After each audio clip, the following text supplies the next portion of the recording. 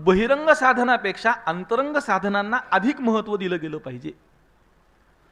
म्हणजे बहिरंग साधनं महत्त्वाची नाहीत असं नाही, पण बहिरंग साधनाच्या द्वारा फक्त अभिव्यक्ती आहे ना. मी भगवंताचा नामधारक आहे हे समोरच्याला कळावं, समोरच्याला कळेल अशा स्वरूपाने ती बहिरंग साधन आहेत. पण असं झालं की याच्यामुळे फक्त बहिरंग साधनावरच भर द्यायला लागले लोक.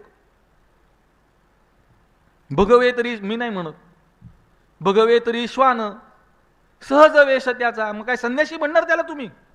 भगव्या कुत्र्याला नाही म्हणतायत.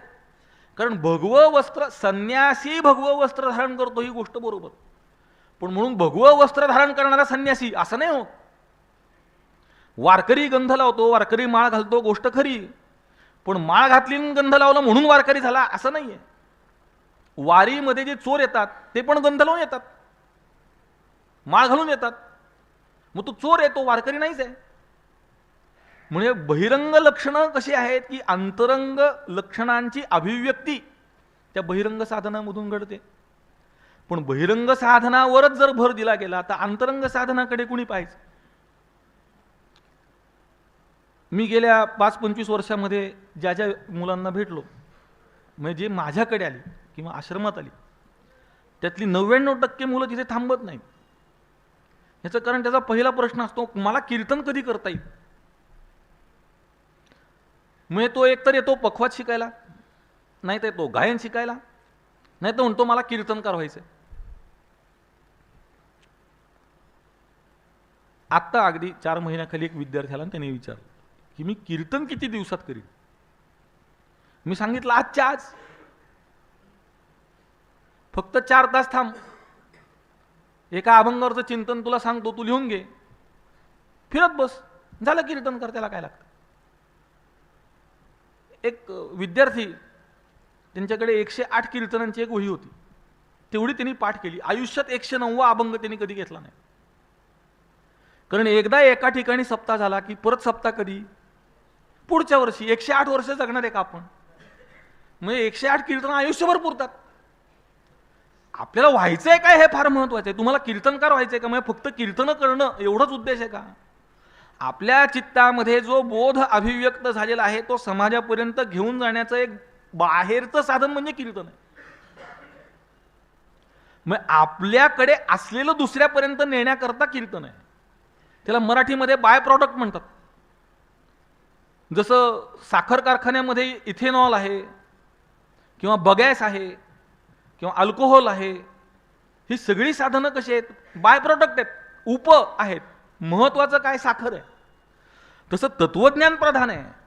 तुम्हाला जर ते कळेल तर ते कीर्तनाच्या द्वारा अभिव्यक्त होणारच आहे, प्रवचनाच्या द्वारा अभिव्यक्त होणारच आहे. श्रवण केलं म्हणजे कीर्तन केलंच पाहिजे कोणी सांगितलं? श्रवण केलं आणि कीर्तन नाही केलं काय बिघडेल? काही बिघडत नाही.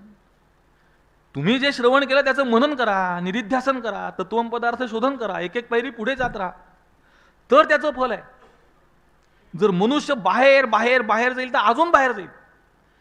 कारण वृत्ती कशी आहे? वृत्ती ही मूलतः अंतःकरणाचा लंबी भाव, आणि लंबी भाव म्हणजे असलेली जागा सोडून जाण्याला लंबी भाव म्हणतात. सोडून जाण्याला म्हणजे तिथेच राहतं ते, पण तिथून लांब जाण्याला लंबी भाव म्हणतात. भौतिकशास्त्र म्हणजे फिजिक्समध्ये इलेस्टिसिटी नावाचा एक धडा आहे.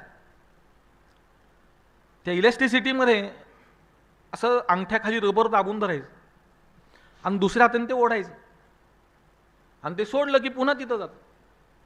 तसं अंतःकरणाची मूळ जागा न सोडता ती वृत्ती पदार्थापर्यंत जाते आणि परत येते. ह्याला इलेस्टिसिटी म्हणतात. तर त्या अंतःकरणाची इलेस्टिसिटी म्हणजे वृत्ती, तर ती बहिर्मुखच आहे. मग तुम्ही जर बहिर्मुख व्हाल तर ती अजून बहिर्मुख होते. तुम्ही बाहेर जाल तर अजून बाहेर जाते. किती बाहेर जाते? इतकी बाहेर जाते की जिथे आपण पालखीच्या रस्त्याने तंबूमध्ये पालामध्ये आपली वळकटी ठेवतो त्या जागेला सुद्धा माझं म्हणायला लागतो, इतकी लांब जाते. म्हणजे लंबी भाव बाहेर बाहेर बाहेर किती बाहेर? तर जी जागा जी वस्तू आपण पाहिली नाही तिथे सुद्धा ती वृत्ती जाते. आणि हे मी दुसऱ्याचं सांगत नाही, माझं सांगतो की डोळे बंद केल्यावर कुठपर्यंत वृत्ती जाईल सांगता येत नाही. गुरुवर्य महाराज आम्हाला एक उपाय सांगतात की आपला अधिकार कसा ओळखावा. तर खोलीचं दार बंद करा, शांत बसा. हेच फार कठीण आहे मुळात. बसून डोळे बंद करा आणि डोळे बंद केल्याबरोबर जी पहिली वस्तू आपल्या डोळ्यासमोर येईल ती आपला अधिकारच सांगेल. डोळे बंद केल्यावर काय दिसतं हे महत्वाचं आहे. डोळे उघडे असताना काय दिसतं हे महत्वाचं नाहीये. डोळे उघडे असताना दिसलं तरी ते पाहिलं जात नाही ना आपल्याकडून. पंचदशीमध्ये एक दृष्टांत दिला उपेक्षेसाठी. रस्त्याने जाताना कडेला गवत आहे, तर आपण पाहतो का? ते पाहत नाही, कारण उपेक्षा. दिसतंय पण पाहत नाही. अनेक गोष्टी अशा आहेत की त्या दिसतात पण आपण पाहत नाही. मी देह नाही हे दिसतंय पण आपण पाहत नाही, कारण मागे वृत्ती जातच नाही, पुढेच वृत्ती आहे. कुठेही गेल्यानंतर माणसाची दृष्टी ही गुणग्राहक असली पाहिजे, ती दोषग्राहक असते. दोषग्राहक स्वतःकडे असली पाहिजे आणि गुणग्राहक दुसऱ्याकडे असली पाहिजे. नेमकं उलटं घडतं. आपले गुण मनुष्य सांगतो आणि दुसऱ्याचे दोष सांगतो. तुम्हाला व्यावहारिक परिभाषेमध्ये सांगायचं तर लोक स्वतःची वकिली करतात आणि दुसऱ्याच्या बाबतीत न्यायाधीश होतात. नियम हा आहे की आपल्या स्वतःच्या बाबतीत आपण न्यायाधीश असलं पाहिजे आणि दुसऱ्याचं वकील असलं पाहिजे. दुसऱ्याचे दोष आपण पाहायचे कशाला? तुमच्याकडे जर एखादा येऊन सांगेल की माझे दोष काढा, तर त्याला सुद्धा सांगितलं पाहिजे तुझे दोष तू काढ. ब्रह्मलीन दादांकडे एक मनुष्य आला, तो म्हणला मला मल विक्षेप आवरण सगळे तुम्ही आता काढा, मी तुम्हाला शरण आहे. ते म्हणले असं घडणार नाही. त्याला उदाहरण दिलं त्यांनी की माझ्या खिशामध्ये रुमाल आहे आणि तुला सर्दी झाली, मी काय करू शकतो? माझ्या खिशातला रुमाल तुझ्या नाकाला लावू शकतो. तुझ्या नाकाच्या आत असलेला शेंबूड मी नाही काढू शकत, तू ढकलला पाहिजे. मग तेवढी तरी तुझी स्वतःची प्रामाणिक इच्छा असली पाहिजे. म्हणून मलविक्षेप तू काढला पाहिजे आणि आवरणाच्या निवृत्तीचा तुझा प्रामाणिक आणि तीव्र प्रयत्न असला पाहिजे. त्याच्यामध्ये शास्त्र आणि सद्गुरू सहाय्यभूत होतील. सगळं जर दुसऱ्यांनीच करायचं तर परमार्थ करायचाच कशाला? मग ज्यांनी करायचं तोच करेल ना. अजून आत्ताच्या काळामध्ये काय केलं पाहिजे? तर आत्ताच्या काळामध्ये जे कीर्तन प्रवचनामध्ये किंवा समाजाला उपदेश करण्यामध्ये प्रवृत्त आहेत, त्यांनी चालू घडामोडींच्या बाबतीमध्ये थोडं अपडेट राहिलं पाहिजे, अपग्रेड राहिलं पाहिजे, अप टू डेट राहिलं पाहिजे. आत्ता काय घडतं आहे हे माणसाला माहीत पाहिजे. विज्ञानामध्ये काय घडतं आहे, राजकारणामध्ये काय. तुम्ही राजकारण इथून बोलण्याचं हे व्यासपीठ नाही, पण तुम्हाला माहिती पाहिजे. अवांतर वाचन पाहिजे. वैज्ञानिक काय करतायत, म्हणजे विज्ञानामध्ये घडणाऱ्या घडामोडी कोणत्या आहेत, फिजिक्समध्ये काय घडलं, केमिस्ट्रीत काय घडलं, नोबेल कोणाला मिळालं, त्याचं काम काय आहे, हे सगळं माहीत पाहिजे. मग आधुनिक काळामध्ये घडणाऱ्या गोष्टी सुद्धा आपल्याला माहिती पाहिजे. त्याचं कारण आधुनिक विज्ञान तत्वज्ञानाच्या अध्यात्माच्या किती मागे आहे हे तुम्हाला कळेल. तुम्हाला एक गंमत सांगतो. मी वर्तमानपत्र बारकाईने वाचतो जेव्हा वेळ मिळेल तेव्हा. सगळ्यात पहिल्यांदा अग्रलेख वाचायचा आणि मग बातम्या फारशा काही वाचण्यासारख्या नसतात. अग्रलेख सुद्धा हल्ली काही फारसे वाचनीय नसतात. वाचनीय असेल तर वाचायचं. तर त्याच्यात एक अग्रलेख असा आला होता, स्पेसिस म्हणजे योनी त्यांचा अभ्यास करणारी एक विज्ञान शाखा आहे. तर ते गणित करत राहतात, किती आहेत. तर एक 4 महिन्यापूर्वी किंवा 6 महिन्यापूर्वीची गोष्ट आहे. 18 लाखापर्यंत त्यांचा आकडा गेलाय. 18 लाख. संत वाङ्मयामध्ये 84 लक्ष योनी सांगून ठेवल्या. संत वाङ्मयामध्ये पार वेदापासून श्रुती स्मृती पुराण संत वाङ्मय सगळीकडे 84 लक्ष सांगितलंय. हे आताशी 18 लाखाला पोचलंय विज्ञान. हे जाऊन थांबणार 84ला, लक्षात ठेवा. त्याच्या पुढे जाऊ शकत नाही, कारण ती मर्यादा आहे. आणि तिथपर्यंत आपलं अध्यात्म तत्वज्ञान कधीच जाऊन पोचलंय. म्हणजे विज्ञान कुठे आहे हे कळण्यासाठी विज्ञान माहिती पाहिजे. आजूबाजूला काय घडतं माहिती पाहिजे. कीर्तनामध्ये तुम्ही चालू परिस्थितीविषयी काही भाष्य केलं तर वाईट नाही, पण तुम्ही काय चाललंय काय. मी त्या पत्रिका पाहतो कार्यक्रमाच्या, कारण तुम्ही सगळे 2023 मध्ये राहता, मी पण राहतो. तर त्या कार्यक्रमाच्या पत्रिका पाहतो मी, तर त्याचं नाव असतं एवढूसं टिचभर आणि पदव्या एवढ्या लांब भल्या मोठ्या, उपाधी अमुक आचार्य, तमुक ईश्वर, तमुक केसरी. ते एका माझ्या नावापुढे, म्हणजे दुसऱ्याचं मी कशाला सांगू, माझ्या नावापुढे काय लिहिलं ते सांगतो. विद्या वधू वल्लभ असं टाकलं. म्हणलं अरे काय लिहितो तू. कशासाठी? याची काय गरज, काय आवश्यकता आहे? उपाधी मुळच परमार्थाचं बरबाद वाटोळ होतं, सगळं लक्षात ठेवा. मग आधी हा उपाधी लागतो, नंतर नको तो लागतो. फक्त इथं सांगत नाही मी तुम्हाला, परमार्थ करण्याचं पहिलं काम त्याला उपाधी नसला पाहिजे. प्रपंचात राहूनही अलिप्त राहता आलं पाहिजे. जंगलात जाऊन तर कोणी ध्यान करेल हो, पण प्रपंचात राहून मी देह नाही, देह माझा नाही, मी याच्याहून भिन्न आहे, अशा निश्चयाला प्राप्त होणं हा खरा परमार्थ आहे. पद्मपत्र मिवांभसा, कमळाच्या पानाप्रमाणे राहता आलं पाहिजे. प्रपंचात राहून प्रपंचापासून अलिप्त राहता आलं पाहिजे. लोक परमार्थ करताना लिप्त होतात, त्यापेक्षा ज्याचा प्रपंच चांगला आहे तो श्रेष्ठ आहे. म्हणजे परमार्थ करत असताना चित्तामध्ये प्रपंच असण्यापेक्षा प्रपंच करताना चित्तामध्ये परमार्थ असणं कधीही श्रेष्ठ आहे, कधीही चांगलं आहे. किंबहुना परमार्थाचाच प्रपंच करण्यापेक्षा प्रपंचाचा परमार्थ होणं कधीही श्रेष्ठ आहे, कधीही चांगलं आहे. आचरण कसं असावं हा दुय्यम भाग. किमान कोणाचा मत्सर करू नका, चांगले विचार करा, चांगलं श्रवण करा. मी अगदी बालवयापासून 1-2 वर्षापूर्वीपर्यंत, लॉकडाऊन होईपर्यंत दरवर्षी गुरुवर्य महाराजांच्या बरोबर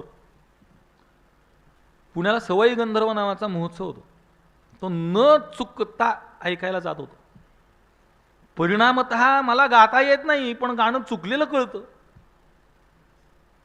कान तयार होतो. तयार कानाचे श्रोते तयार केले पाहिजेत. स्वर कळणारा कान जसा गाण्यासाठी महत्वाचा आहे, तसं संत वाङ्मयाचं वर्म कळणारे कान कीर्तनासाठी तयार झाले पाहिजेत. ती आजची गरज आहे. कीर्तन करणारे तयार व्हायला लागले, इतके तयार व्हायला लागले की श्रोत्यांपेक्षा कीर्तनकार जास्त आहेत. मी तर गमतीने सांगतो, आळंदीमध्ये चालता चालता तुम्हाला ठेच लागून तुम्ही पडलात तर जिथं तुमचं डोकं असेल एखाद्या कीर्तनकाराचेच पाय असतील, इतके कीर्तनकार. मग त्यातले वर्म किती जणांना माहिती आहे? परमार्थ का करायचा हे किती जणांना माहिती आहे? परमार्थ कसा करायचा हे किती जणांना माहिती आहे? परमार्थ करताना दोष कसे काढावेत हे किती जणांना माहिती आहे? प्रामाणिक परमार्थ किती जणांचा घडतो? संशोधनाचा विषय. मी कुणाची निंदा म्हणून नव्हे, वस्तुस्थिती म्हणून सांगतो. निंदा करायची असती तर मी नाव घेऊन सांगितलं असतं, मला नावं माहिती सुद्धा आहेत, पण ही सांगण्याची जागा नाही ना. निंदा दोषाची करतोय मी, व्यक्तीची नव्हे. म्हणून परमार्थ करत असताना परमार्थ का करावा, कसा करावा? तानपुरा वाजवण्यापेक्षा तानपुरा लावता येणं महत्वाचं आहे. कारण तानपुरा लावता त्याला येतो ज्याला स्वर कळतो. ज्या संगीतामध्ये 2 प्रकारची उपासना आहे. एक रियाज ही उपासना आहे. रियाज म्हणजे स्वर घोटणं, स्वराला ठेहराव देणं. ठेहराव म्हणजे एकदा जर तुम्ही सा लावला तर किमान 1 मिनिटभर तो हलला नाही पाहिजे असा खालीवर. तुम्ही बघा म्हणून एकदा, म्हणजे कळतंय काय ते. फिल्म प्रभाग नावाचा एक प्रभाग आहे, आपला विभाग आहे. त्यांनी मोठमोठ्या लोकांवर डॉक्युमेंटरीज केल्या आहेत. त्याच्यामध्ये एक गंगूबाई हानगल किंवा कृष्णबाई हानगल त्यांच्यावर एक डॉक्युमेंटरी केली. त्यात त्यांच्या एका विद्यार्थ्याची मुलाखत आहे. त्यात तो विद्यार्थी असं सांगतो की मी 2 वर्ष झाली त्यांच्याकडे शिकतोय, अजून मला 7 लावायला लावतायत, असं तो सांगतोय त्याच्यात. मग 2 वर्ष शिकवून सुद्धा फक्त 6 लावायचा. त्याचं कारण एकदा 6 लागला ना की त्यात 7ही स्वर आहेत. एकदा तो बरोबर लागला की ते 7 त्याच्यातूनच अभिव्यक्त होतात. तसं एक तत्वज्ञान, एक चैतन्य, एक सत, एक चित, एक आनंद, एक काहीतरी हाताला लागलं की सगळं प्राप्त झालंच आहे. तुम्ही आज योग मार्गाने जाणार, उद्या कर्म मार्गाने जाणार, परवा उपासना करणार, नंतर भक्ती करणार, मग तत्वज्ञान, असं चालत नाही. आपला अधिकार ओळखून अधिकारानुगुण साधनाचा स्वीकार करून जोपर्यंत फलप्राप्ती होत नाही त्याला चिकटून राहणं हे फार महत्वाचं आहे. म्हणून कान तयार करणं आजची गरज आहे. माणूस घडवणं, गुरुवर्य महाराज सांगतात सगळ्यात कठीण काय असेल तर माणूस घडवणं आहे. बाकी सगळं सोपं आहे. तुम्ही तुमच्यासारखा हुबेहूब दिसणारा माणूस करू शकता, पण आतून तुमच्यासारखा माणूस तयार करणं फार कठीण. गुरुवर्य महाराज सांगतात, मानवी जीवनाची सफलता कशात? मरण्यापूर्वी आपल्यासारखा किमान एक माणूस घडवून मेलं पाहिजे. मागच्या पिढीने हे केलं नाही. मी तर आता गमतीने सांगतो, आपल्या खिशात पूतना मावशी आली, मोबाईल. पहिल्यांदा असं होतं की टीव्ही आला. टीव्हीमध्ये सुद्धा मर्यादा होती. सकाळी थोडा वेळ असायचा, संध्याकाळी थोडा वेळ असायचा. मध्ये फक्त त्या काळ्या मुंग्या असायच्या, खुस्स आवाज, मुंग्या. मर्यादा होती. मग जगामध्ये काय घडतंय वगैरे कळत होतं तेवढ्या वेळेत. आता काय झालं? आता 24 तास वृत्तवाहिनी. आता 24 तास बातम्या काय देणार? बातम्या तर एवढ्या नाहीत. मग काहीही देत बसतात. मग एवढं असेल तर ते एवढं करून ठेवतात, एवढं असेल एवढं करून ठेवतात. म्हणजे त्या वृत्तवाहिन्यांना काही मिळालं नाही तर शेवटी नसलेला वाद निर्माण करतात, कारण 24 तास चाललं पाहिजे. आणि त्याच्यामध्ये संपूर्ण समाज गुरफटलेला आहे. पहिल्यांदा एखाद्या कथेला जर गेलं, कुठे रामायणाला, भागवताला, तर 4 तास लोक बसत होती. आता बसत नाहीत, कारण टीव्हीवर आहे. हा बुवा आवडला नाही तर बटन दाबलं की दुसरा बुवा लगेच. बरं 1-2 नाही, 5-25 आहेत. ह्याचं आवडलं नाही, ह्याचं नाही, ह्याचं. तसं हल्ली मग ह्याचा परिणाम परमार्थावर झाला. परमार्थामध्ये गुरु बदलायला लागली लोक. मग मी गमतीने सांगत नाही, खरं सांगतो. एकाच्या खिशाला लेखणी पेन होता आणि त्याच्यावर एक छायाचित्र किंवा प्रकाशचित्र होतं. छायाचित्र थोडा त्रुटीपूर्ण आहे, दोष. प्रकाशचित्र. ते प्रकाशचित्र कोणाचं? तर ते म्हणले आमचे गुरु. म्हणलं वा वा, चांगलं आहे. 6 महिन्यांनी त्या पेनवर दुसराच फोटो. म्हणलं काय झालं? गुरु बदलले म्हणले. त्या गुरूंकडे आम्हाला काय अनुभव नाही आला, बदलून टाकले. अरे असं कसं चालतंय? मग श्रोत्रिय, ब्रह्मनिष्ठ, कृपाळू कुठं गेलं सगळं? त्याचं कारण तुम्हाला ते तपासता आलं नाही, कारण तुमच्याकडे साधन चतुष्टय नाही. दुसऱ्याची परीक्षा करण्याची फार खास माणसाला, पण माझा अधिकार आहे का नाही पहा ना. साधन चतुष्टयाने संपन्न झाल्याशिवाय समोरचा ब्रह्मनिष्ठ आहे का नाही कसं कळेल? आपल्या स्वतःच्या चित्ताची स्थिरता असल्याशिवाय समोरच्याचं चित्त स्थिर आहे का नाही कसं कळेल? समोरच्याचं चित्त ते असं आहे. त्या फिजिक्समध्ये ट्युनिंग फोर्कचा एक प्रयोग आहे. एक तार बांधलेली असते अशी, आणि एक रबरी पॅडवर तो ट्युनिंग फोर्क असा आपटायचा आणि त्या तारेजवळ धरायचा. जेव्हा त्या ट्युनिंग फोर्कची आणि तारेची कंपनं जुळतात, तेव्हा त्या तारेवर ठेवलेला कागद असे चुणकन उडी मारतो.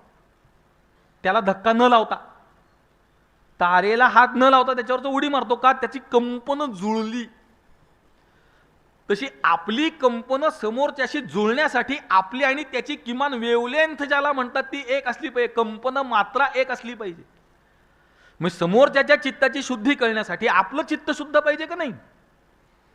समोरच्याचा स्वर लागतो का नाही कळायला स्वर तर कळायला पाहिजे.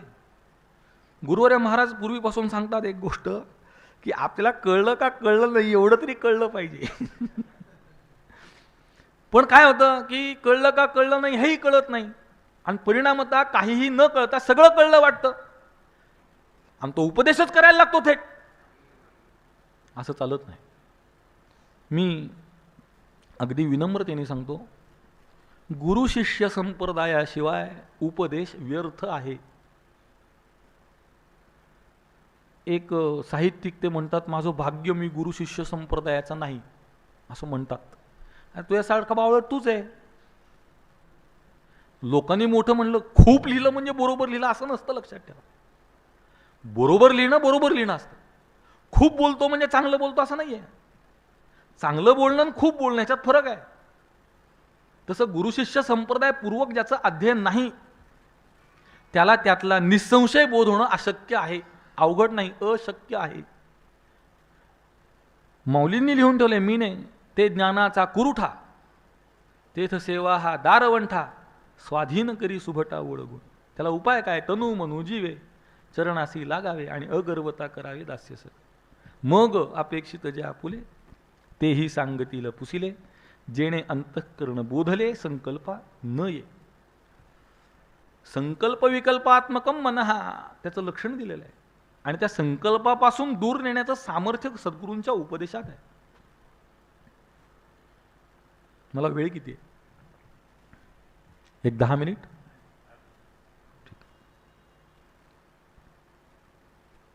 गुरुवर्य महाराज सांगतात की एकूण 100 गुणांपैकी 50 गुण वेळेला आहेत, त्याच्यामुळे ते खिशात पाडून घेतलं म्हणजे नापास व्हायची भीती नाही.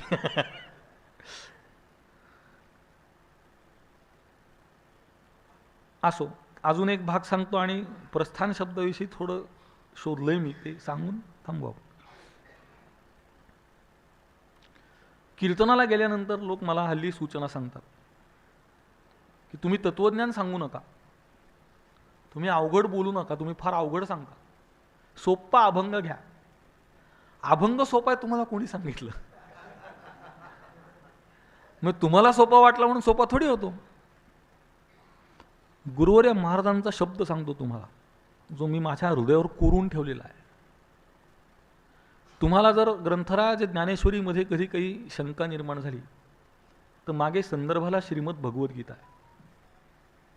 श्रीमद एकनाथी भागवतामध्ये कधी काही संशय निर्माण झाला तर मागे मूळ भागवत आहे. भावार्थ रामायणात शंका निर्माण झाली तर मूळ रामायण आहे.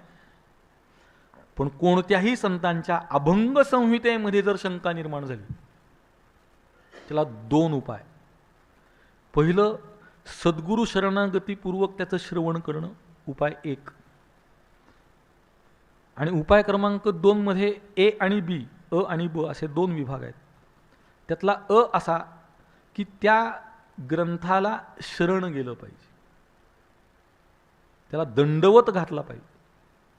आणि उपाय क्रमांक 3 म्हणजे 2B 2ब तो असा आहे की तो अभंग लिहिताना, सांगताना, अभिव्यक्त होताना ते महात्मे ज्या अवस्थेत होते त्या अवस्थेला आपलं चित्त घेऊन गेलं तर त्याचा योग्य अर्थ कळतो कोणत्याही अभंगाचा. मग अभंग सोपा आहे कोणी सांगितलं तुम्हाला? तो अभंग सांगत असताना, अभिव्यक्त होताना त्यांच्या चित्ताची असणारी अवस्था प्राप्त करणं सोपं आहे काय?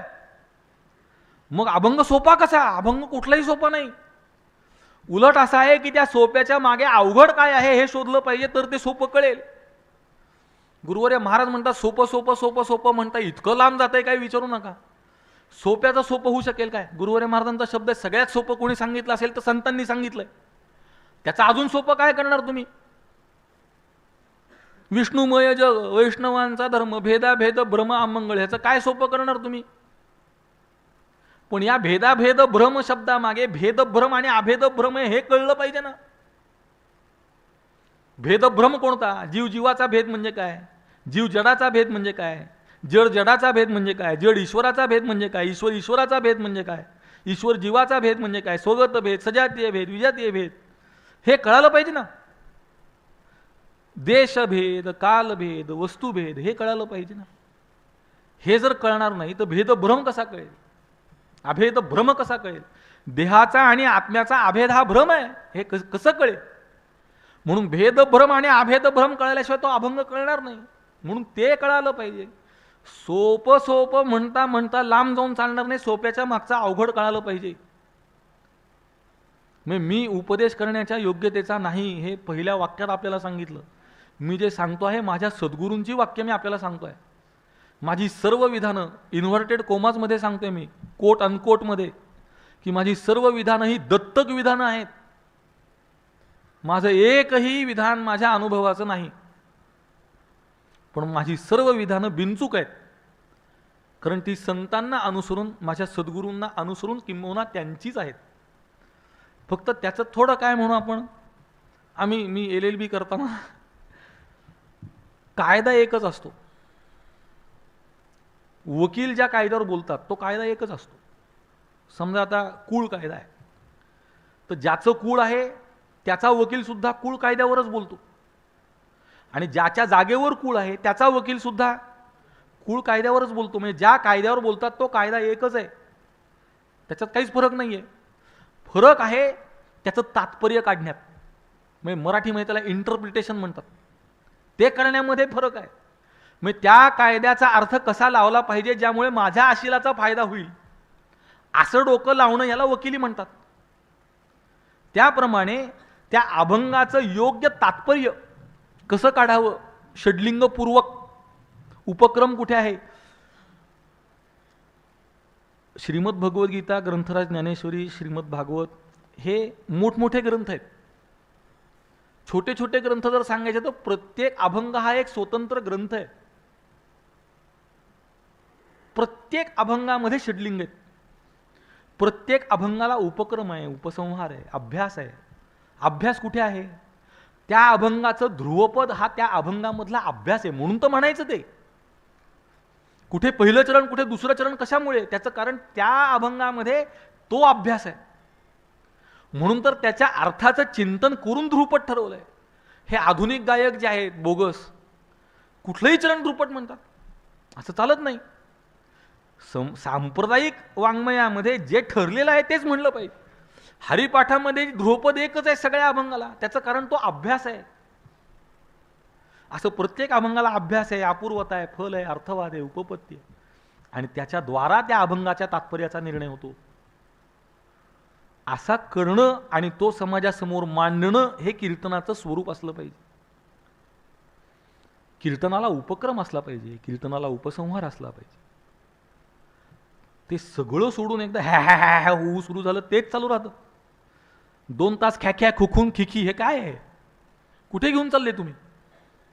ही संप्रदायाची दिशा नाही. एक वेळ करू नका कीर्तन, काय अडलेलं नाही. माझं तर प्रामाणिक मत आहे, बळजबरी करत असतील तर करू नका ना कीर्तन. देवाला नैवेद्य दाखवतात, कसंही दाखवतात, दाखवू नका ना. देवानी बळजबरी केली का? ही देवाची पूजा आहे, वाघपूजा आहे, वाघ यज्ञ आहे. मी नाही म्हणत येणे वाघ यज्ञ तोषावे,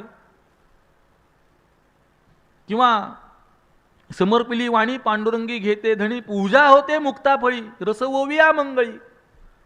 भगवंताची पूजा आहे ती, आणि ती सुद्धा हल्ली मुक्ताफळ शब्द असा विचित्र अर्थाने वापरतात. त्यांनी मुक्ताफळ उधळली अशा अर्थाने वापरला जातो.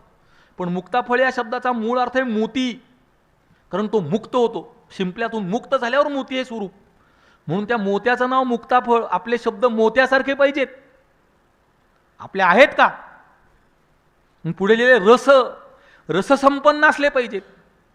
मग तिथे आपल्याला जो रस समोरच्या चित्तामध्ये अभिव्यक्त झाला पाहिजे असं वाटतं, त्या रसाने युक्त आपले शब्द पाहिजेत. त्या हिटलरचं भाषण आहे प्रसिद्ध युद्धाच्या काळातलं, पहा असा आवेशपूर्ण आहे, विचारू नका. संपूर्ण सैन्य पेटून उठलं.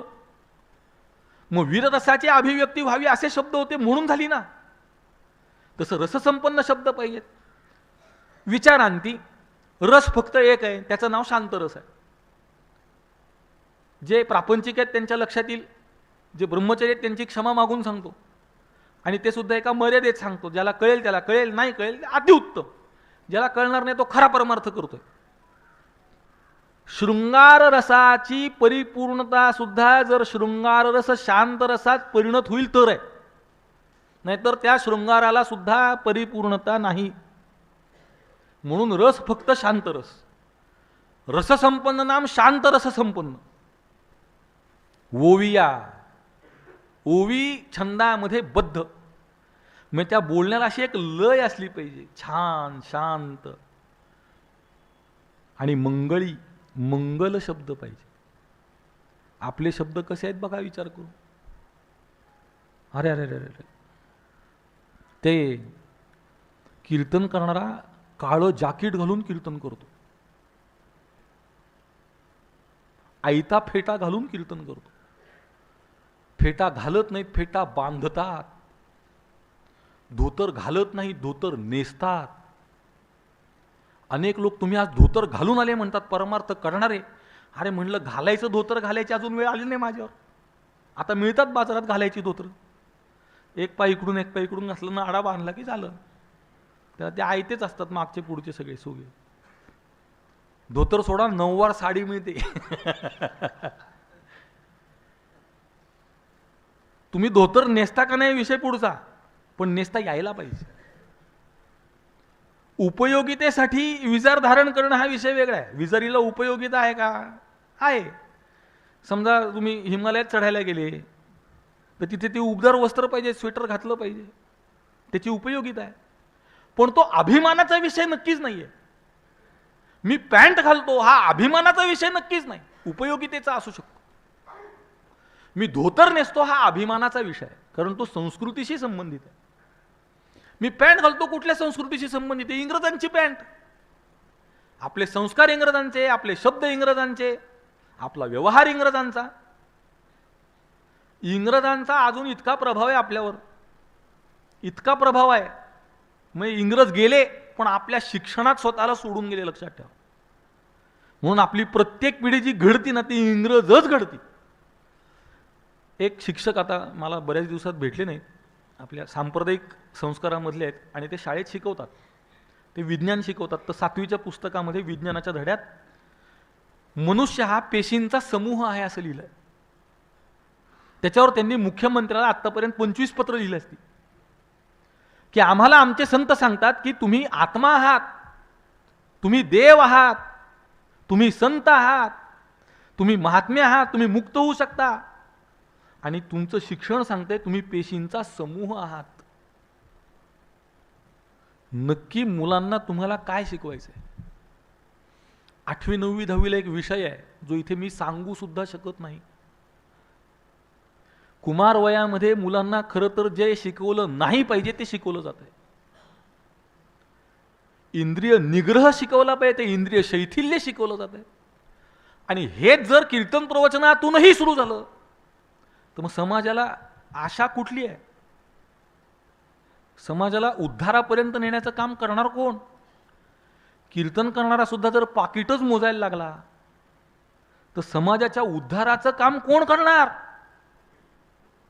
गुरुवर्य महाराज सांगतात की ती चिंता भगवंत करील, ही गोष्ट खरी आहे, पण म्हणून मी करणार नाही हे कुठून आलं? योगक्षेमम वहाम्यम त्यांनी म्हणलं बरोबर, पण म्हणून मी प्रयत्न करणार नाही कुठं आलं? मी प्रयत्न करीन, प्रामाणिक प्रयत्न करीन, त्याला यश मिळायचं का नाही हे तो ठरवेल, असं पाहिजे. दैव कुठे मानायचं? एकदा तुम्ही संपूर्ण परीक्षेचं उत्तरपत्रिका लिहून ती त्या शिक्षकाच्या ताब्यात दिली की तुम्ही जितकं लिहिलं आहे तेवढे गुण तुम्हाला मिळणं हे प्रारब्ध आहे, तिथे सोडायचं प्रारब्धावर. अभ्यास करायच्या आधीच प्रारब्धावर सोडलं तर नापासच होणार आहे. त्याला काय ज्योतिषी पाहिजे काय? शेख चिल्लीत एक झाड कापत होता उलट बसून, पडला खाली, मग काय ज्योतिषी पाहिजे का सांगायला? पडणारच होता ना. तीच गोष्ट आहे, प्रयत्न प्रामाणिक असला पाहिजे, त्या प्रयत्नाला यश मिळायचं का नाही देव ठरवेल. मग फलाची इच्छा टाकून कर्म करणं, निष्काम कर्म हेच आहे की प्रामाणिकपणाने प्रयत्न करणं, कर्म करत राहणं, फलाची इच्छा न ठेवणं, ती टाकणं, ही कीर्तनकारांची प्रवचनकारांची भूमिका असली पाहिजे. आणि ही भूमिका जर नसेल, तोही जर फलाच्या इच्छेनेच कर्म करण्यात प्रवृत्त होईल तर त्याच्यामध्ये प्रापंचिकामध्ये भेद कुठे राहिला? उलट प्रामाणिक प्रपंच करणारा पुढे गेला त्याच्या. प्रस्थान या शब्दामध्ये प्र आणि स्था, स्था धातू आहे, प्र उपसर्ग आहे. उपसर्गेनं धातुअर्थ बलात् अन्यत्र नियते. मूळ धातूचा अर्थ काहीतरी वेगळाच असतो आणि त्या उपसर्गाने त्याचा काहीतरी वेगळाच होतो. प्रहार, आहार, विहार, प्रत्येक शब्दाने म्हणजे उपसर्गाने धातूचा अर्थ बदलत राहतो. तसा प्र हा उपसर्ग, स्था धातू हा स्थिरता सांगतो, स्थान सांगतो. पण प्र हा उपसर्ग त्याला अनेक अर्थ आहेत. प्रचे पुढे, अतिशय, आधिक्याने, सुरुवात, शक्ती, तीव्रता, स्रोत, पूर्णता, परिपूर्णता, समाधान, ध्येय, वेगळं करणं, अत्युत्तमता, शुद्धता, बंद करणे, विशेषता, असे अनेक अर्थ आहेत प्र या उपसर्गाचे.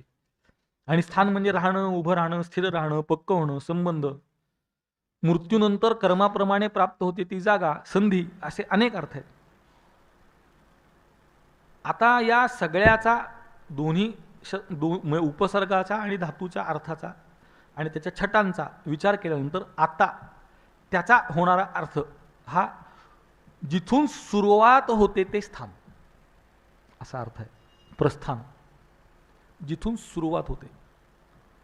परमार्थाची सुरुवात या ग्रंथांच्या पारायणापासूनच आहे. अगदी प्राथमिक जर काही असेल तर त्याचं पारायण हीच सुरुवात आहे. तुम्ही बारकाईने बघा, आज जी जी लोक तरुण वयाची परमार्थामध्ये प्रवृत्त झाली आहेत त्याचं मूळ शोधत जर तुम्ही गेलात तर त्यांच्या गावामध्ये कुठेतरी सप्ताह, पारायण असं असल्याशिवाय त्याची प्रवृत्ती झालेली नाही. त्याचं कारण पारायण म्हणजे प्रवेशाची जागा आहे, तिथून परमार्थात प्रवेश होतो, म्हणून ते प्रस्थान.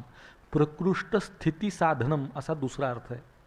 म्हणजे अंततो गत्वा ज्या अवस्थेला प्राप्त व्हायचं आहे त्याचं निश्चित फलपर्यवसायी किंवा अंगदट साधन म्हणजे प्रस्थान. आणि ते काय आहे तर हे 3 ग्रंथ आहेत, म्हणून त्या 3 ग्रंथांना प्रस्थानत्रयी असं नाव आहे. गुरुवर्य महाराज सांगतात की ज्याप्रमाणे संस्कृतमध्ये प्रस्थानत्रयी ही मोक्षाचं निश्चित साधन आहे, त्याप्रमाणे संत वाङ्मयांमधली ही प्रस्थानत्रयीसुद्धा मोक्षाचं निश्चित साधन आहे. तुम्ही मनापासून जर त्या प्रस्थानत्रयीला शरण गेलात तर तुम्हाला मोक्ष मिळण्यापासून कोणीही अडवू शकत नाही. इतकं सामर्थ्य त्या ग्रंथामध्ये आहे. त्या ग्रंथाच्या चरणी ही प्रार्थना करायची की तुमच्या कृपेने आम्हाला त्या अर्थाची एकरूपता कधीतरी प्राप्त व्हावी. केवळ बोलण्याच्या पातळीवर न राहता त्यातून चिंतन, अर्थबोध आणि अर्थरूपता अशा अवस्थेला जाण्याचं सामर्थ्य आपल्या चित्तामध्ये अभिव्यक्त व्हावं, अशी प्रार्थना आपण ज्यांच्या क्षेत्रात आहोत ते संत सम्राट महाकैवल्य तेजोनिधी ज्ञानोबाराय त्यांच्या चरणी करायची. जो ज्याच्या जवळ राहतो त्याला त्याचं महत्त्व कळत नाही. किंबहुना मी नेहमी असं म्हणतो की देवाच्या सतत जवळ असणारा देवाकडं पाठ करून बसतो आणि देवाच्या समोर काय येते ते बघत राहतो.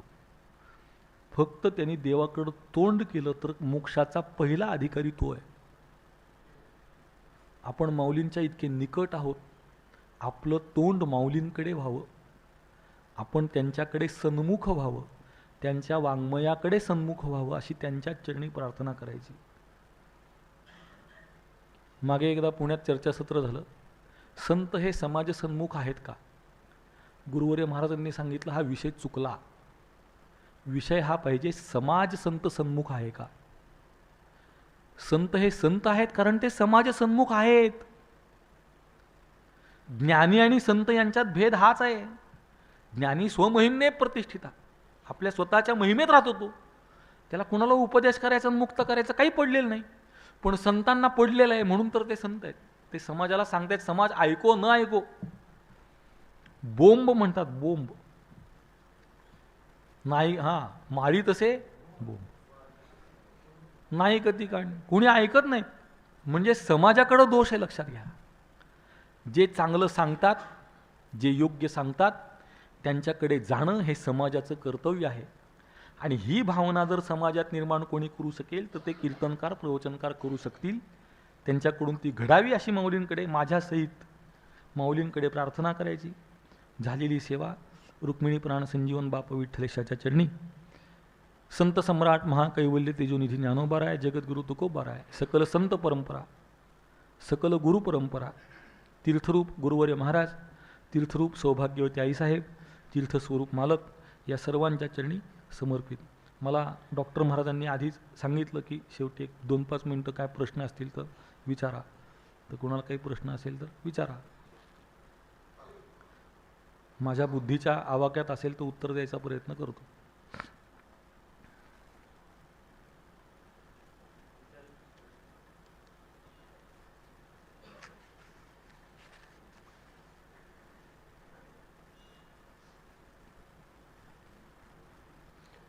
गुरुवर्य महाराजांना जर आम्ही कधी म्हणलं मला काही प्रश्न नाहीत तर ते म्हणायचे मग मला प्रश्न मी विचारतो.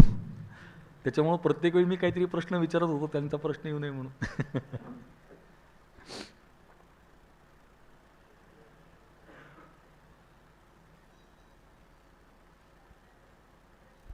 याच्यात कोणाला प्रश्न विचारायचा असेल तर त्यांनी लगेच पुढे या. कोणी आहे? प्रश्न महाराजांना विचारताना जिज्ञासूला उपयोगी असतील आपल्या अध्यात्मातले असंच प्रश्न विचारा. व्यक्तिगत स्वरूपाचा, सामाजिक किंवा वादग्रस्त असं काही विचारू नका.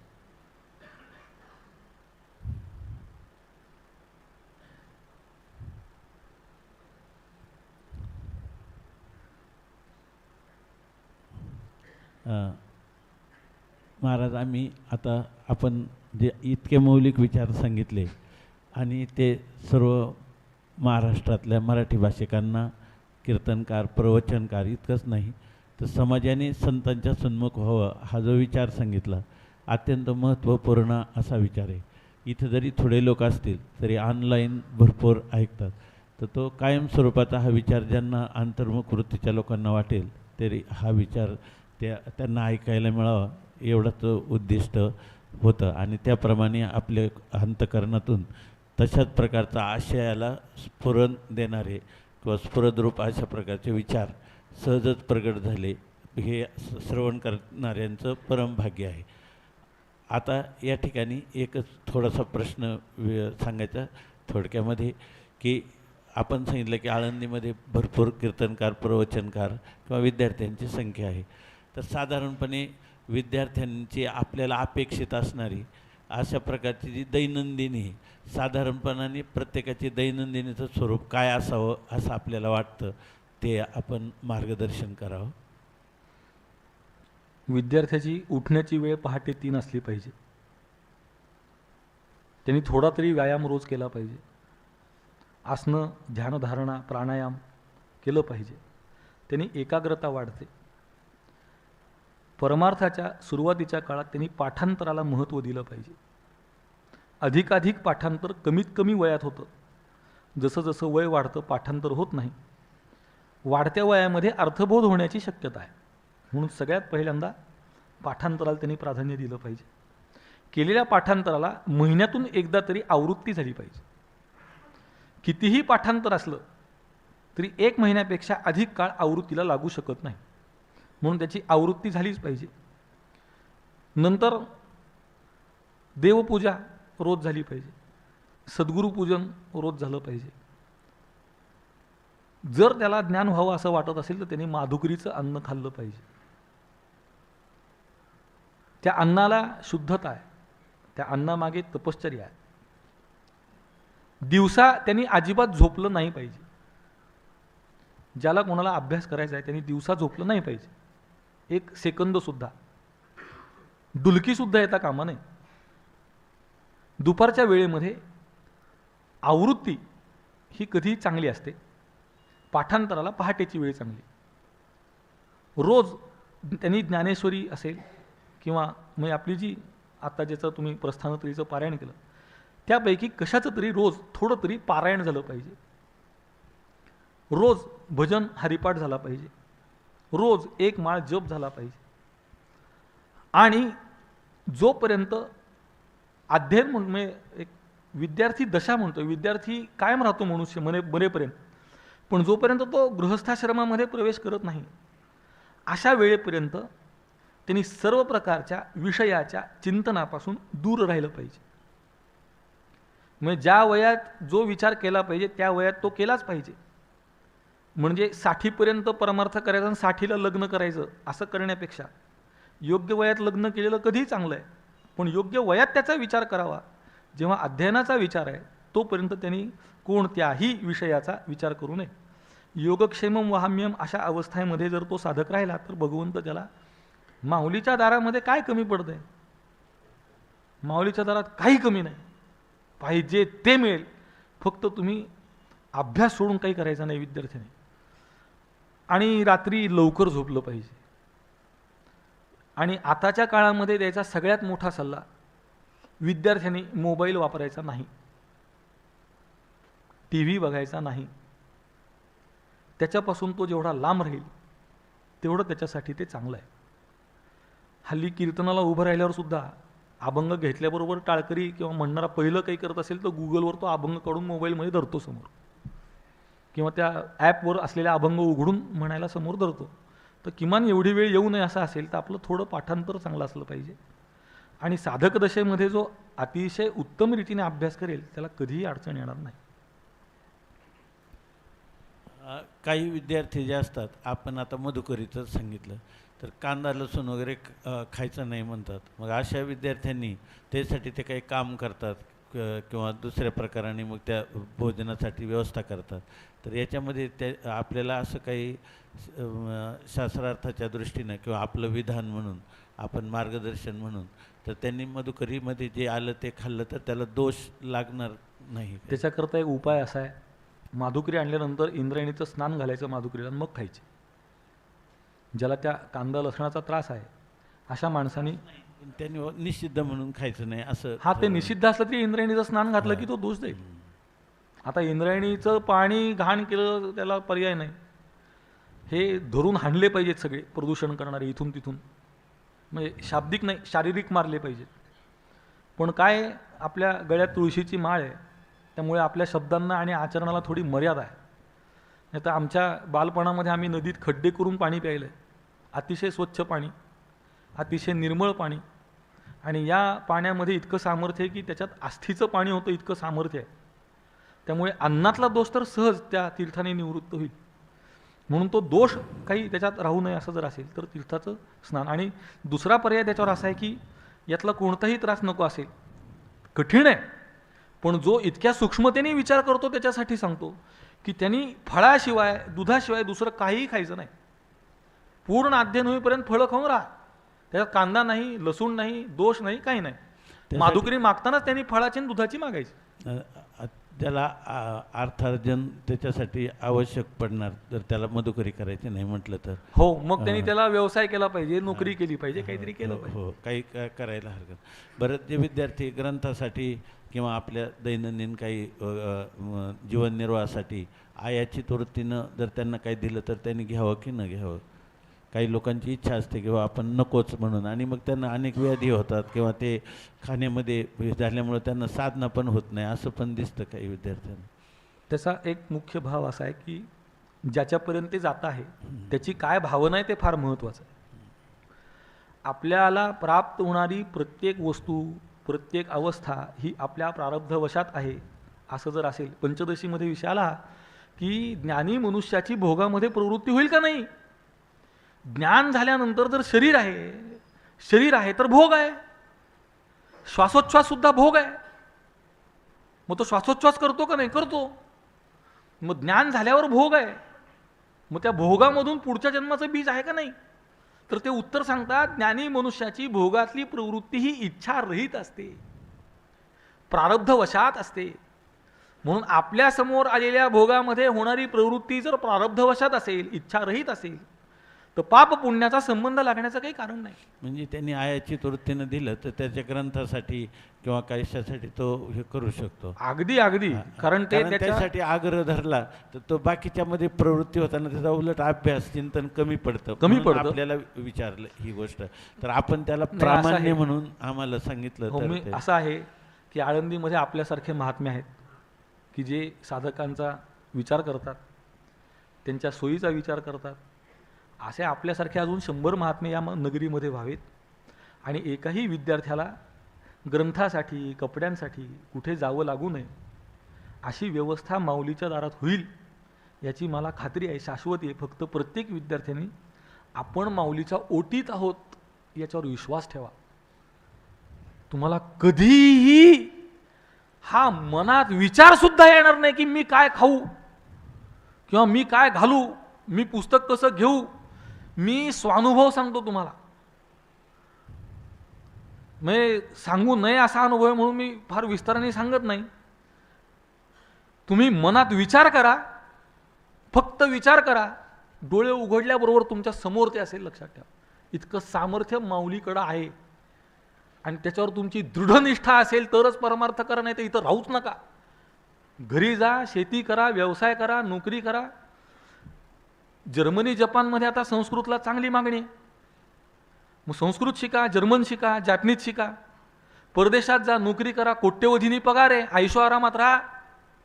इथे आपण आलो याचं कारण आपण माऊलीच्या चरणाजवळ आलो, माऊलीच्या ओटीत आलो, माऊलीच्या दारात आलो. तर आपण खायचा, कपड्यांचा विचार सोडून द्या, ती व्यवस्था होईल.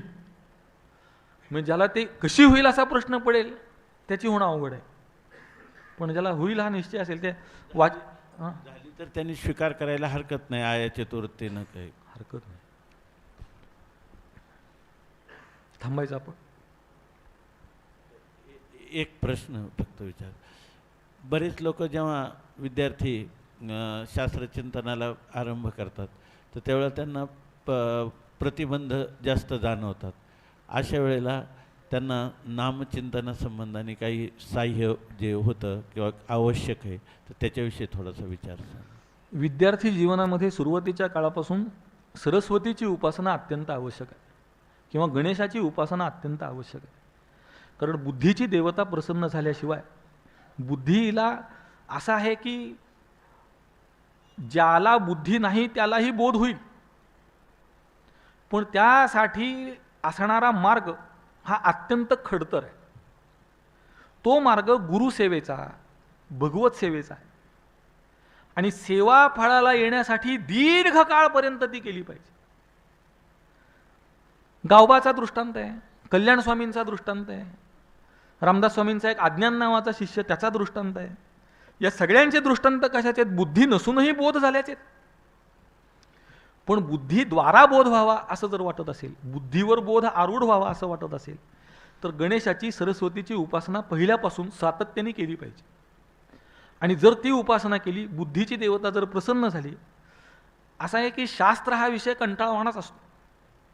मला आमचे ब्रह्मलीन निपणीकर गुरुजी यांनी जेव्हा व्याकरण शिकवलं, त्यांचे माझ्यावर अनंत उपकार, माझ्या सगळ्या शिक्षकांचे माझ्यावर अनंत उपकार आहेत, त्यात त्यांचे फार मोठे. तर त्यांनी जेव्हा मला व्याकरण शिकवलं, पहिल्यांदा अष्टाध्यायी पाठ करायला लावली. पहिला ग्रंथ शिकवला लघुसिद्धांत कौमुदी. तर लघुसिद्धांत कौमुदी शिकवताना माझं वय 6 वर्षाचं होतं.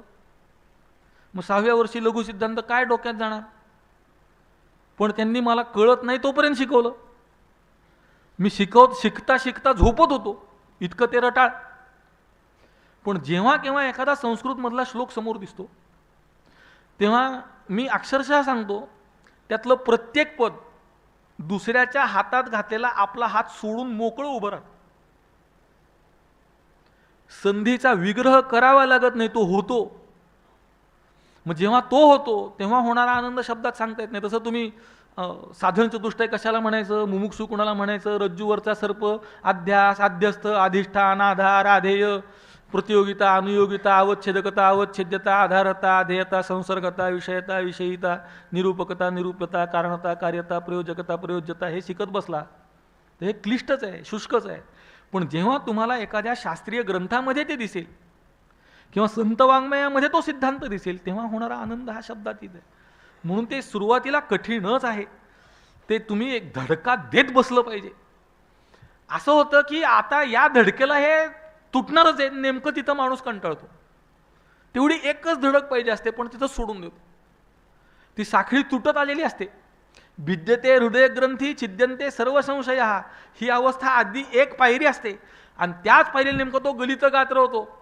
वेपथुश्च शरीरे मे रोमहर्षश्च जायते गांडीवम संसरते हसतात त्वक्चैव परिदह्यते, ही अवस्था नेमकी तिथं होते. म्हणून शास्त्राचं अध्ययन हे क्लिष्टच आहे. फक्त नियम हा की गुरुशिष्य संप्रदायपूर्वक, श्री गुरुशरणागती पूर्वक, श्री गुरुचरण सेवा पूर्वक असं जर अध्ययन केलं तर अडचणी कमी कमी होत जातील. म्हणजे एक क्षण असा येतो की मनुष्य समाधानी होतो, शांत होतो. परमार्थामध्ये परमार्थ करताना एक अवस्था अशी पाहिजे की मला आता ज्ञातव्य, कर्तव्य आणि प्राप्तव्य राहिलेलं नाही. आणि ही अवस्था शास्त्राच्या अध्ययनानेच येऊ शकते. भक्तीने येऊ शकेल, पण भक्तीच्या पुढे सुद्धा ज्ञानाची एक पायरी आहेच. भक्तीने ज्ञानद्वारा मोक्ष होतो. म्हणजे भक्तीने ज्ञान होतं, ज्ञानाने, योगाने ज्ञान होतं, मोक्ष होतो. उपासनेने ज्ञान होतं, मोक्ष होतो. कर्माने ज्ञान होतं, मोक्ष होतो. मी त्याला दृष्टांत असा सांगतो की आळंदीला यायला 5-6 रस्ते, तिकडून विश्रांतवाडी, मोशी, इकडून चाकण, वडगाव, मरकळ सगळे रस्ते, पण माऊलीच्या मंदिरामध्ये जाण्याचं महाद्वार एक आहे. तसं कर्म, उपासना, भक्ती हे सगळे तिथेच येतात, पण शेवटचं महाद्वार हे ज्ञान आहे. मग आपण जर महाद्वारातूनच गेलो तर बाकी रस्त्याचा विस्तार वाचतो. म्हणून ज्याला शास्त्राचं अध्ययन करणं आहे त्याला येणाऱ्या अडचणी या येणारच. सुरुवातीला विषय कळणारच नाही. ते एक मनुष्य आमच्या इथे पाठाला आला, घरी जाऊन पुन्हा 2 महिन्याला आला, तर ते रज्जू सर्प सुरू होता, रज्जू सर्पच सुरू होता. तो म्हणला आमच्या घरात साप निघाला तर 2 मिनिटात मारतो आम्ही, 2 महिने झाले तुमचा साप मरना. आमचा साप मरत नाही याचं कारण तो समजुतीतला आहे. खरा साप मरू शकतो, समजुतीतला मरू शकत नाही, तो काढावाच लागतो. खरा आजारी पडलेला मनुष्य दुरुस्त होतो, पण मी आजारी पडलोय असं ज्याला सतत वाटतं मानसिक, तो नाही बरा होत, त्याला फार वेळ लागतो. तशीच ही गोष्ट आहे की वास्तवामध्ये आपण ज्ञानमार्गाने तत्वज्ञानाच्या मार्गाने, संतांनी प्रतिपादन केलेल्या कोणत्याही मार्गाने त्याच्यावर निष्ठा ठेवून आपल्या अधिकारानुगुण जर त्याच्यात प्रवृत्त झालो तर आपल्याला फल निश्चित आहे. अडचणी येणार, अवघड वाटणार, ते काय. मानवी जीवन अडचणीशिवाय जर असेल ते मानवी जीवन थोडी आहे. इतर प्राण्यांपेक्षा आपला वेगळेपणा काहीतरी माणसाने दाखवला पाहिजे. इतर प्राणी जे जिभेनी पाणी पितात ते मांसाहारी आहेत, जे तोंडाने पितात ते शाकाहारी आहेत. आपण तोंडाने पितो, आपण शाकाहारी असलं पाहिजे, हे स्वाभाविक आहे. आता हल्ली हे डॉक्टर लोक सांगतात शाकाहारी राहिलं की B12ची कमी येते. काय, कोणी कुठून काढलं कूळ? B12ची कमी येते त्याचं कारण आहार चौरस नाही, नियमित व्यायाम नाही, चांगले विचार नाही. पूर्वीच्या लोकांचा आहार आणि विचार दोन्ही चांगलं होतं. आपला आहारही बिघडला, आचारही बिघडला, विचारही बिघडला, तो शुद्ध झाला तर कुठली अडचण नाही. मग तत्वज्ञान कळण्याकरता सुद्धा हे शुद्ध असलंच पाहिजे. शरीर चांगलं पाहिजेच, व्यायाम केलाच पाहिजे. आम्हाला बालपणी गुरुवर्य महाराज व्यायाम केल्याशिवाय जीव घालत नव्हते आणि पुढे माधुकरी मागितल्याशिवाय शिकवत नव्हते. माधुकरी मागून यायचं मग शिकायचं. आणि माधुकरी मागायला मी माऊलींच्या दरबारात आणि नृसिंहस्वामी सरस्वतींच्या समोर रोज झोळी पसरून घेत होतो. देणारा पण असा असला पाहिजे की आपण काय घेणार इतकं देणारा पाहिजे. माझी झोळी फाटली आता. आपल्या बुद्धीची क्षमता किती, आपण किती घेऊ शकतो. माणसाची एक मर्यादा असते. माऊली द्यायला लागल्यावर काय घेतो माणूस, स्वामी द्यायला लागल्यावर काय, गुरु द्यायला लागल्यावर काय घेतो माणूस. आपली झोळी किती, आपला तांब्या किती. तांब्या म्हणणं सुद्धा फार झालं. एखाद्या गवताच्या काडीचं टोकावर जेवढं पाणी दव बसावं तेवढं सुद्धा आपल्या डोक्यात बसत नाही. आपण काय घेणार. शरणागती सगळ्यात महत्त्वाची. झोकून द्या, प्रणिपात घाला, देऊन टाका, सर्वस्व देऊन टाका. काही प्रश्न पडत नाही, काही अडचण येत नाही. काय कळत नाही असं होत नाही. अहो, जे कळण्याकरता आपण इथे येतो ते मूर्तिमंत स्वरूप इथे बसलेलं आहे. अजून काय कळायचं त्याच्यातून आपल्याला. माऊलीने आपल्या डोक्यावर हात ठेवला तर अजून काय पाहिजे. सद्गुरूंनी आपल्या मस्तकावर हात ठेवला, लावून या हात कुरवाईला माथा, सांगितले चिंता न करावी. पण आपली प्रवृत्ती, आपल्याला तो हात फिरवलेला कळत नाही आणि आपण चिंता करायचं सोडत नाही. एक माणूस परीस शोधायला निघाला, 1 मिनिटात सांगतो फक्त. आणि परीस कसा शोधायचा, तर लोखंडाला स्पर्श झाला की त्याचं सोनं होतं. मग त्याने उपाय असा केला, आपल्या गळ्यामध्ये एक लोखंडाची साखळी घातली आणि रस्त्याने दगड दिसला की तो उचलायचा, त्या साखळीला लावायचा, ती सोन्याची झाली का नाही बघायचं, नसेल झाली तर टाकून द्यायचं. करता करता ती साखळी सोन्याची झाली का नाही हे बघण्याची सवय गेली. दगड घ्यायचा, साखळीला लावायचा आणि टाकायचा, इतकीच सवय राहिली. एक दिवस तो घरी आला तर गळ्यातली साखळी सोन्याची झाली होती. मग दिवसभरात त्याने कधीतरी तो परीस घेतला, तो आपल्या साखळीला लावला. परीसाने परीसाचं काम केलं, साखळी सोन्याची झाली. पण ह्याची बुद्धी जागेवर नसल्यामुळे हातात आलेला परीस फेकून दिला. म्हणून परमार्थ करणाऱ्याचं चित्त प्रत्येक क्षणी सावध असलं पाहिजे. कुठल्या क्षणी हातात काय येईल काही सांगता येत नाही. मी गुरुवर्य महाराजांचं पाहिलं. गुरुवर्य महाराजांना रात्री 2 वाजता सुद्धा जर विद्यार्थ्यांनी शंका विचारली तर ते पाठ घ्यायचे, शंकेचं निरसन होईपर्यंत. रात्री 2 वाजता मी स्वतः पाहिले, याची देही याची डोळा, की विद्यार्थ्याला जर रात्री 2ला शंका येईल तर आत्ता निवारण झाली पाहिजे ती. आणि अशी त्यांनी निवारण केली रात्री 2-2 वाजता उठून. असा गुरून असा शिष्य जर होईल तर अडचण काही राहणार नाही. थांबूया. पुंडलिक वरदा हरी विठ्ठल श्री ज्ञानदेव विठ्ठल विठ्ठल विठ्ठल. पुंडलिक वरदा हरी विठ्ठल श्री ज्ञानदेव तुकाराम श्री सद्गुरु साखरे महाराज.